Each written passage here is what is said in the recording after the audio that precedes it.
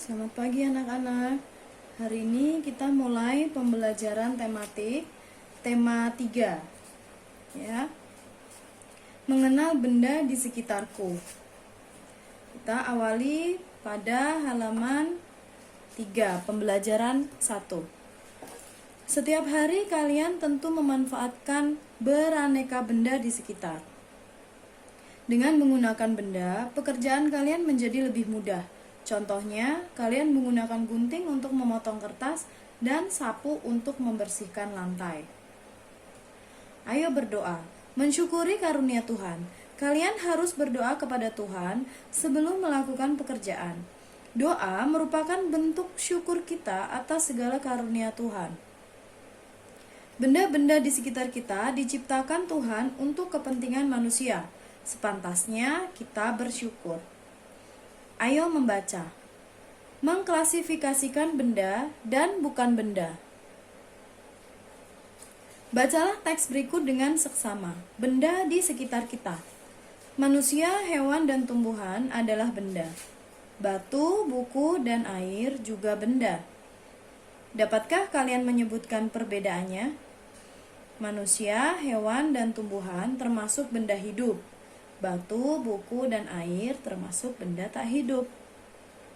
Apakah yang dimaksud dengan benda? Benda adalah segala sesuatu yang menempati ruang dan memiliki massa. Massa benda dapat diukur dengan cara ditimbang. Nama lain dari massa adalah berat. Manusia, hewan, tumbuhan, batu, buku, dan air menempati ruang. Benda-benda itu juga dapat ditimbang. Oke, kita akan membahas materi. Jadi untuk halaman ini kita akan mempelajari berbagai macam benda, baik benda hidup maupun benda yang tak hidup di halaman ini ya. Keduanya sama-sama benda. Ya. Jadi untuk di halaman berikutnya kita bahas setelah ini. Baik, kita lanjut di halaman 4. Bagaimanakah cara membedakan benda dan bukan benda? Apakah panas dan cahaya termasuk benda? Panas dan cahaya bukan benda. Keduanya tidak menempati ruang. Panas dan cahaya tidak dapat ditimbang. Ayo mengamati. Mengamati benda dan bukan benda. Kalian telah membaca teks tentang benda. Amati gambar-gambar berikut. Berilah tanda centang pada gambar yang termasuk benda dan berilah tanda silang pada gambar yang bukan benda. Oke, nomor 1, panas api unggun. Panas api unggun bukan benda ya, jadi ditulis tanda silang pada kotak yang sudah tersedia. Lalu yang kedua, air. Air adalah benda, ditulis tanda centang. Anak-anak tulis ya jawabannya ya, kita bahas bersama. Yang ketiga, ember. Ember merupakan benda. Lalu selanjutnya cahaya. Cahaya bukan benda. Betul. Jadi beri tanda silang. Yang selanjutnya adalah telepon genggam. Telepon genggam merupakan benda. Next, gelembung sabun. Gelembung sabun ini benda atau bukan? Ada yang berpikiran bahwa ini benda, ada sebagian yang berpikiran bahwa ini bukan benda. Jadi kita lihat gelembung sabun ini terbuat dari buih-buih air ya, atau air sabun. Nah, ketika kita membuat gelembung sabun, gelembung sabun ini hanya bertahan beberapa detik saja. Dia tidak bisa bertahan sampai lama. Nanti dia lama-lama meletus sendiri. Entah itu kita sentuh atau dia meletus dengan sendirinya. Maka gelembung sabun ini bukan benda, ya, karena tidak bisa ditimbang. Yang selanjutnya adalah musik. Musik bukan merupakan benda. Sedangkan balon merupakan benda. Kemudian pohon juga benda. Ya. Next, halaman 5. Kalian tentu sudah dapat membedakan benda dan bukan benda, bukan? Sekarang coba perhatikan benda di sekitar kalian. Tiap benda memiliki warna, bentuk, dan ukuran. Benda dapat dikelompokkan berdasarkan sifat fisiknya. Sifat fisik benda antara lain ukuran, bentuk, dan warna. Lihat, yang pertama yang akan dibahas adalah ukuran benda. Kalian perhatikan gambar yang ada di buku kalian halaman 5, yang nomor 1, yang ukuran benda. Dari ketiga benda tersebut, ukurannya tidak sama. Ya, ada yang besar dan ada yang kecil. Penghapus lebih kecil daripada tempat pensil. Tas lebih besar daripada tempat pensil. Ya. Nomor 2, bentuk benda. Bentuk benda di sekitar kita beragam. Perhatikan bentuk-bentuk benda berikut. Ada yang berbentuk bola, segitiga, kubus, tabung, dan juga lingkaran. Masing-masing benda mempunyai bentuk yang tidak sama. Ya.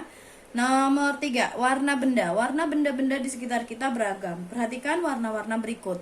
Ada yang merah, ada yang hitam, ada yang coklat, kuning, hijau, biru, dan sebagainya.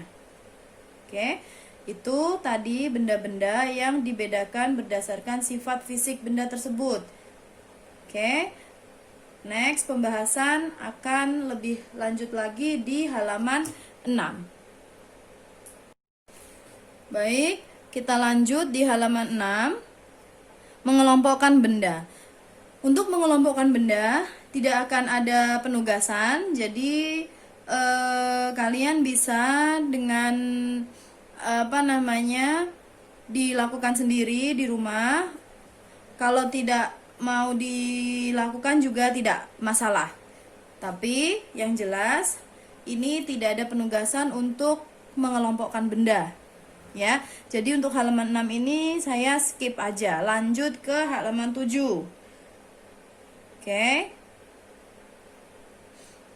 Jadi Miss fokus ke yang hal-hal penting yang anak-anak harus mengerti, harus ketahui. Jadi langsung ke materi yang inti nanti untuk ulangan. Jadi tidak kebanyakan hafalan, tidak kebanyakan pembelajaran, karena memang waktunya juga terbatas. Kalau satu buku ini kita pelajari semuanya di saat PJJ seperti ini, online learning, sedangkan waktunya itu terbatas, tidak seperti saat kalian datang ke sekolah seperti dulu, maka tidak akan cukup waktunya. Maka itu kita pilih materi yang benar-benar penting dan benar-benar tepat sasaran kepada siswa kelas 3 ya. Lanjut halaman 7 langsung ya.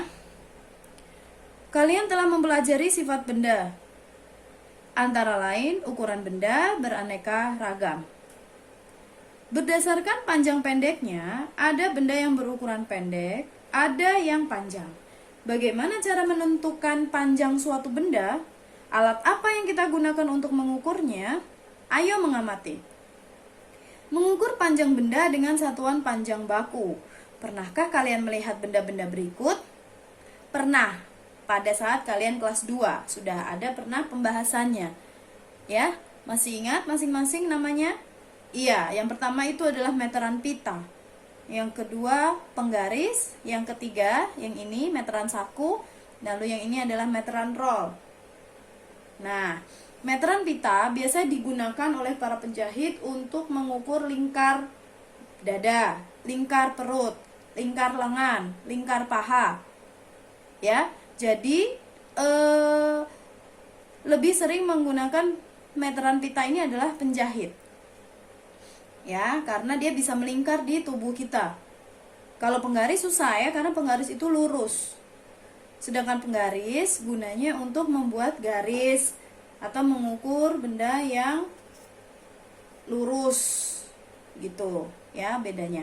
Kemudian meteran saku dapat digunakan untuk mengukur panjang jendela, panjang pintu, ya, tinggi badan, boleh. Biasa yang memakai alat ini adalah tukang bangunan untuk mengukur tinggi pintu, ya, lebih mudah. Kemudian yang keempat, meteran roll ini digunakan untuk mengukur jalan, panjang jalan, lalu luas tanah, keliling tanah, gitu. Jadi atau boleh juga digunakan untuk mengukur lapangan atau mengukur panjang trek, lari, pada lintasan lari pada saat kita di dunia olahraga. Tuh menggunakan meteran roll. Mengukur panjang lompat seorang siswa, misalkan seorang siswa sedang melakukan lompat jauh. Nah, lompat jauh, hasil lompatannya ini diukur menggunakan meteran roll seperti ini. Gitu maksudnya, ya. Next, benda-benda pada gambar tersebut termasuk kelompok dari keanekaragaman benda. Berdasarkan fungsinya, benda-benda tersebut digunakan untuk alat ukur. Setiap alat ukur memiliki satuan. Perhatikan satuan pada alat ukur di bawah ini. Satuan yang dipakai pada penggaris adalah sentimeter, disingkat cm. Satuan apakah yang digunakan pada alat ukur lainnya? Masih ingat? Oke, akan dibahas pada pembahasan berikutnya. Oke, di halaman 8, kalian diminta untuk berdiskusi, ya, satuan ukur panjang. Selain sentimeter, adakah satuan panjang yang lain? Diskusikan dengan teman kalian. Tuliskan hasil diskusi kalian di buku tugas. Tidak perlu dikerjakan di buku tugas. Kita langsung aja, selain sentimeter, kalian pasti masih ingat bahwa ada satuan yang lain, yaitu meter, seperti yang sudah saya tuliskan di buku saya ini. M disingkat, ya, kepanjangannya adalah meter. Ayo berlatih mengukur panjang benda. Nah, di sini kalian diminta untuk mengukur panjang benda yang sudah tersaji di halaman 8. Bagaimana cara menggunakan penggaris untuk mengukur? Mintalah bimbingan guru untuk mengukur panjang menggunakan penggaris. Tentukan hasil pengukuran pada benda-benda berikut. Jangan lupa ada satu tips yang sangat penting dalam menggunakan penggaris. Kita mulai dari angka 0, bukan dari ujung penggaris. Kalau dari ujung penggaris, nanti hasilnya tidak akurat, tidak tepat. Jadi pada saat mengukur panjang benda, kita mulai dari titik 0. Nah, titik 0 ini harus kita tempelkan, harus kita sejajarkan dengan ujung benda yang akan kita ukur. Baru nanti kita dapat melihat atau menentukan berapa panjang benda tersebut. Mari kita kerjakan nomor 1. Ini sepertinya gambar penghapus, ya, nak. Kalian perhatikan, ya, ini. Please take a look closer. Itu berapa sentimeter?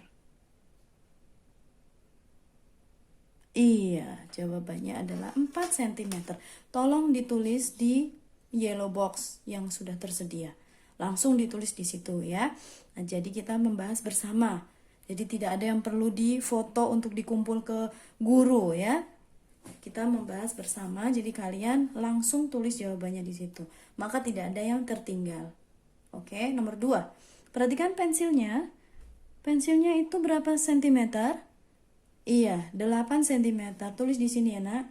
Tulis di sini. Oke, caranya melihat panjangnya seperti itu. Mulai dari angka 0, ya. Ini ujungnya ini angka 0. Kemudian yang ketiga, ballpoint. Ballpointnya itu berapa sentimeter? Iya, betul sekali, 10. Wow, cepat sekali kalian mengerjakan. Ada yang sudah selesai sampai krayon, ya. Oke, tidak apa-apa, kita pelan-pelan. Nomor 4, spidol. Yang spidol berapa? 11 cm. Jangan lupa 11 cm. Tulisnya, ya, nak, ya. Nomor 5, 7 cm, 7 cm. Oke, that's it. Sudah selesai. Jika ada yang tertinggal dalam mengerjakan, boleh ditonton lagi nanti videonya, jangan khawatir ya.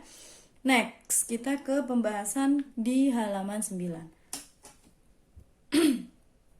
Benda dapat dibuat dari beraneka bahan. Ada benda yang dibuat dari bahan plastik, besi, kayu, dan kaca. Jika diketuk, tiap benda menghasilkan bunyi yang khas. Tiap benda dapat menghasilkan bunyi yang berbeda. Mari kita dengarkan bunyi-bunyian dari alat musik ritmis. Apa itu alat musik ritmis? Alat musik ritmis adalah alat musik yang tidak bernada, tetapi dapat menghasilkan irama. Berikut contoh alat-alat musik ritmis. Nah, pengertian alat musik ritmis dapat kalian highlight seperti ini, menggunakan pensil berwarna boleh, menggunakan stabilo boleh jika ada, atau menggunakan pensil juga boleh. Yang terpenting adalah bukan warna-warnanya, tapi yang terpenting adalah kalian tahu, paham bahwa arti alat musik ritmis adalah seperti yang ini. Ya, seperti yang sudah di-highlight di buku saya. Apa saja? Nih, ada konga. Sama dengan dipukul. Ini maksudnya cara memainkannya.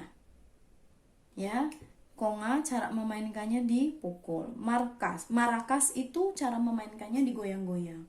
Tamborin dipukul, triangle itu dipukul juga, kemudian kendang dipukul, drum dipukul, tifa dipukul, timpani dipukul, gong juga dipukul. Untuk gong ini ada alat khusus yang untuk memukul, jadi menghasilkan bunyi yang beda dengan alat musik ritmis yang lain. Itu ya, nih nanti tolong diperhatikan gambarnya, namanya, dan cara memainkannya. Miss minta ini untuk dihafalkan supaya kalian bisa paham, bisa tahu nanti kalau ada pertanyaan di ulangan kalian sudah memahami.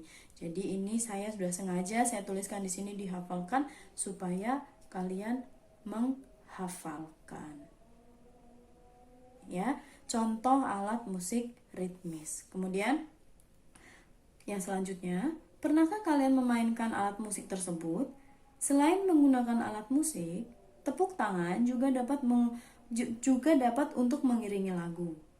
Mari kita membuat pola irama lagu. Kita akan menggunakan alat musik ritmis atau tepukan tangan. Hal ini tidak akan dibahas di pembelajaran selanjutnya. Jadi kita lanjut ke materi berikutnya ya.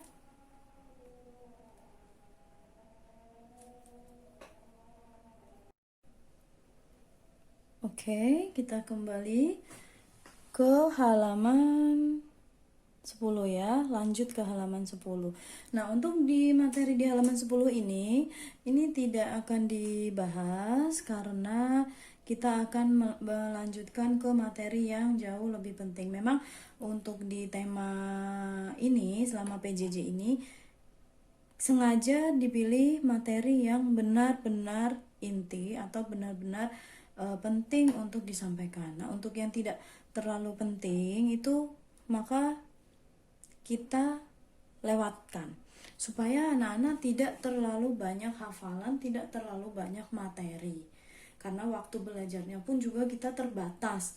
Jadi, untuk mempelajari satu buku ini dengan jumlah jam yang terbatas itu akan sangat kesulitan dan tidak ideal. Maka dipilih materi-materi yang memang substansial, yang memang penting gitu ya.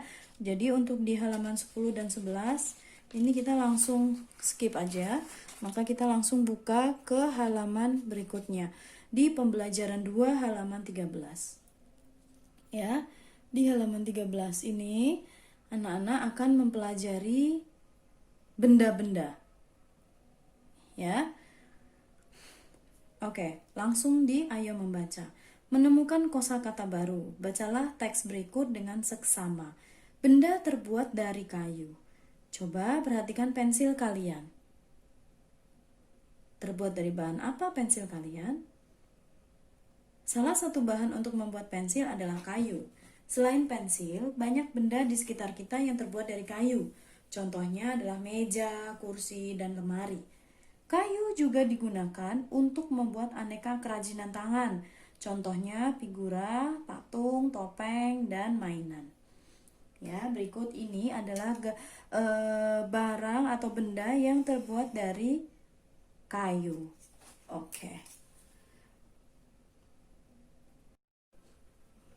Baik. Di halaman ini, halaman 14, ada satu buah teks bacaan yang kalian harus pahami dan kalian harus mengerti maksud dari bacaan ini apa. Saya baca, kalian memperhatikan, nanti dapat menjawab pertanyaan halaman 14 yang ada di bawahnya ya. Kayu adalah salah satu jenis batang pohon. Kayu diolah menjadi berbagai macam benda. Pengolahan kayu melalui proses yang berbeda-beda. Untuk mendapatkan kayu, kita harus menebang pohon. Batang pohon yang telah ditebang disebut kayu gelondong atau log. Kemudian, log dikirim ke pabrik atau pusat penggergajian. Pengiriman dilakukan dengan angkutan khusus. Contohnya, truk jika melalui darat dan kapal jika melalui sungai. Di pusat penggergajian, log dipotong-potong sesuai dengan keperluan. Agar tidak berjamur atau dimakan serangga, kayu perlu dikeringkan. Maka kayu dijemur sekitar 2 hingga 4 minggu agar kering. Setelah kering, kayu siap diolah sesuai keperluan. Mengapa kayu dipilih menjadi bahan dasar untuk membuat benda? Kayu memiliki banyak keunggulan. Kayu mudah dibentuk. Benda yang terbuat dari kayu jati dapat bertahan hingga puluhan, bahkan ratusan tahun. Di samping keunggulan tersebut, kayu juga memiliki beberapa kelemahan. Kayu tidak tahan api sehingga mudah terbakar. Selain itu, ada beberapa jenis kayu yang mudah dimakan rayap dan serangga lainnya. Oke, jika kalian perhatikan di bagian sebelah kiri itu ada gambar rayap, sekerumunan rayap sedang makan kayu. Nah, contohnya seperti itu. Kayu yang dimakan rayap. Tapi untuk kayu jati ini tahan rayap. Maka kayu jati sering digunakan untuk membuat furniture atau perabot rumah tangga. Maka hasilnya pun bagus, hasilnya pun juga awet. Oleh karena itu, perabot yang terbuat dari bahan jati itu lebih awet daripada terbuat dari kayu jenis yang lain. Nah, untuk segi harganya pun kayu jati lebih mahal. Ya. Oke, baik. Setelah selesai membaca, anak-anak menjawab pertanyaan 1-5. Berdasarkan teks di atas, jawablah pertanyaan-pertanyaan berikut.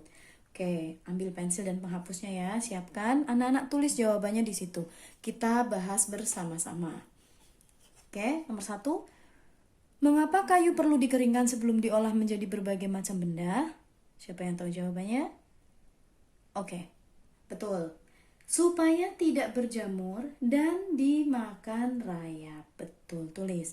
Supaya tidak berjamur dan tidak dimakan rayap.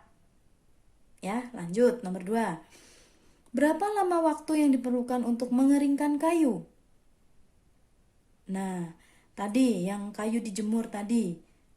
Oke, butuh berapa lama? Kayu dikeringkan sekitar 2 hingga 4 minggu. Iya, tulis ya. Lanjut, nomor 3. Apa saja keunggulan benda yang dibuat dari kayu? Ada 2. Boleh ditulis ya. Dibilang apa saja, berarti you sebutkan lebih dari 1. Apa sajakah keunggulan benda yang dibuat dari kayu? 1. Kayu mudah dibentuk. Yang kedua, benda dari kayu dapat bertahan lama, hingga ratusan tahun. Nah, itu keunggulannya. Ya, ada 2. Jika kalian tertinggal, nanti boleh dilihat lagi videonya ya nak. Jangan khawatir, jangan takut nanti akan ketinggalan. Tidak, ini nanti kalian boleh nonton videonya lagi. Nomor 4, apa saja kelemahan benda yang dibuat dari kayu? 2 lagi. Siapa yang bisa? Oke, ya, kayu tidak tahan api sehingga mudah terbakar. Itu kelemahannya. Lalu yang kedua, nih yang ada di gambar kalian nih. Bagaimana cara membuat kalimatnya? Kelemahan benda yang terbuat dari kayu apa? Benda dari kayu mudah dimakan rayap atau serangga lainnya. Itu ya, jadi kelebihannya ada 2, kelemahannya ada 2. Oke, baik. Nomor 5. Tuliskan 5 benda di rumah kalian yang dibuat dari kayu. Boleh kalian tulis apa saja benda di rumah kalian yang terbuat dari kayu. Ya, oke. Mau disamain jawabannya? Boleh. Tulis ya. 5 ya, nak ya. Lemari, kursi, meja, jendela, pintu, pagar, pensil. Pilih saja. Yang penting jumlahnya ada 5 dan terbuat dari kayu. Misalkan ada yang bilang, Miss, di lemari di rumah saya terbuat dari plastik. Berarti tidak usah tulis lemari, boleh. Jadi tulis yang lain, misalnya pensil. Miss, sendok sayur, Miss, ada yang terbuat dari kayu. Mama saya ada punya. Tulis, tidak masalah. Sendok sayur pun benar, ada yang terbuat dari kayu. Ya. Oke, baik. Selanjutnya ke halaman berikutnya. Untuk membuat clipping ini juga akan kita skip saja. Jadi yang di halaman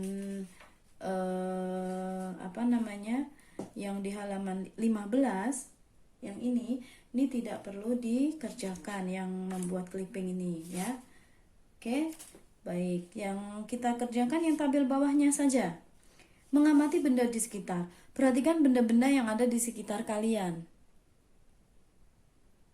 Ya, adakah yang terbuat dari kayu? Tulis hasil pengamatan kalian dalam tabel seperti berikut. Oke, yuk kita mulai mengerjakan. Nama benda yang terbuat dari kayu apa? 1. Beserta gunanya.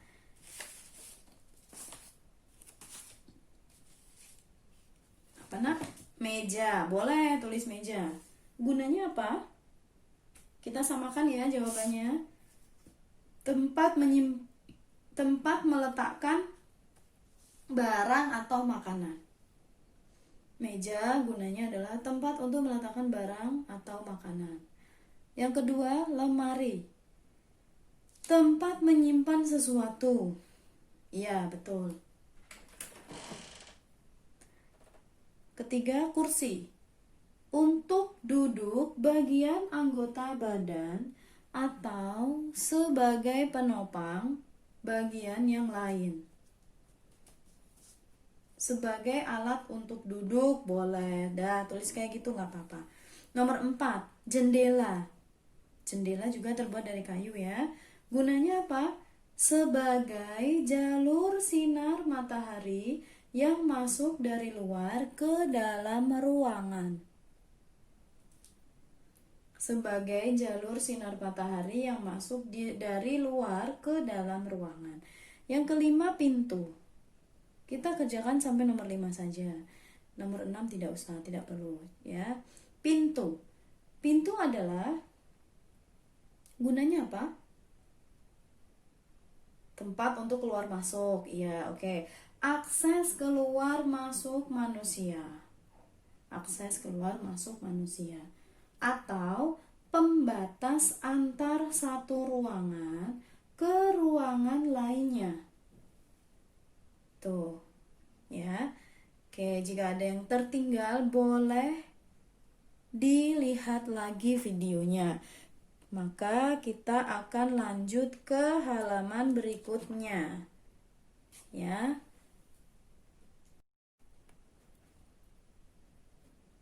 Baik, kita lanjutkan di halaman 16. Salah satu fungsi hutan adalah menyerap air hujan. Hutan dapat menyimpan air dalam jumlah banyak. Jika hutan gundul, aliran air menjadi terganggu. Hal ini menyebabkan air menggenang. Akhirnya terjadilah banjir yang menggenangi permukiman penduduk. Kebutuhan benda yang terbuat dari kayu terus meningkat. Akibatnya, kebutuhan bahan kayu juga terus meningkat. Setiap tahun, banyak pohon ditebang untuk mendapatkan kayu. Terkadang, ada sekelompok orang yang menebang pohon tanpa izin. Kegiatan itu disebut penebangan liar. Jika terus-menerus ditebangi, maka makin lama jumlah pohon di hutan makin sedikit. Bagaimana cara mengatasi masalah tersebut? Ayo berdiskusi. Melakukan praktek musyawarah. Suatu masalah dapat diselesaikan dengan musyawarah. Musyawarah adalah pembahasan bersama yang bertujuan untuk mencapai keputusan atas penyelesaian suatu masalah. Musyawarah disebut juga tukar pikiran atau perundingan dengan tujuan untuk mencapai persetujuan. Ya. Maka bersama kelompok kalian bermusyawarah untuk menjawab pertanyaan berikut. Tidak perlu yang bagian bawah ini. Nah, yang di ayo berdiskusi ini hanya saya tekankan supaya anak-anak memahami arti musyawarah itu apa. Jadi mulai dari sini kalian boleh highlight. Ya, atau di garis bawah nih, mulai dari sini nak. Nih musyawarah nih. Musyawarah adalah bla bla bla, itu boleh kalian garis bawah ya sampai di atas penyelesaian masalah. Oke? Nah, untuk halaman yang 17 ini tidak perlu dikerjakan karena ini harus berkelompok, harus berdiskusi dengan teman-teman kalian. Jadi yang halaman 17 tidak usah dikerjakan. Ya. Lanjut, kita ke halaman berikutnya. Oke, di halaman 18 ini materinya tentang PJOK. Maka Mr. Reza akan menjelaskan lebih lanjut apa yang dimaksud di halaman 18 serta halaman 19, yaitu permainan bola kayu. Nah, permainan bola kayu ini ada di buku kalian halaman 18 serta 19. Nah, materinya nanti akan disampaikan oleh guru olahraga kalian, yaitu Mr. Reza. Ya, perhatikan. Kalian tapi boleh tetap dibaca. Ini tetap dibaca ya. Nah, untuk pembahasan lebih lanjut nanti akan bersama Mr. Reza. Oke, demikian materi tematik hari ini. Jika ada kesulitan, boleh ditonton lagi videonya berulang-ulang. Jika sudah ditonton berulang-ulang tetap ingin ada yang ingin disampaikan kepada gurunya, boleh. Silahkan disampaikan apabila anak-anak mengalami kendala atau kesulitan mengerjakan. Oke, terima kasih telah menonton video, telah memperhatikan dari awal hingga akhir. Miss ucapkan selamat belajar, sampai jumpa besok. Sampai jumpa.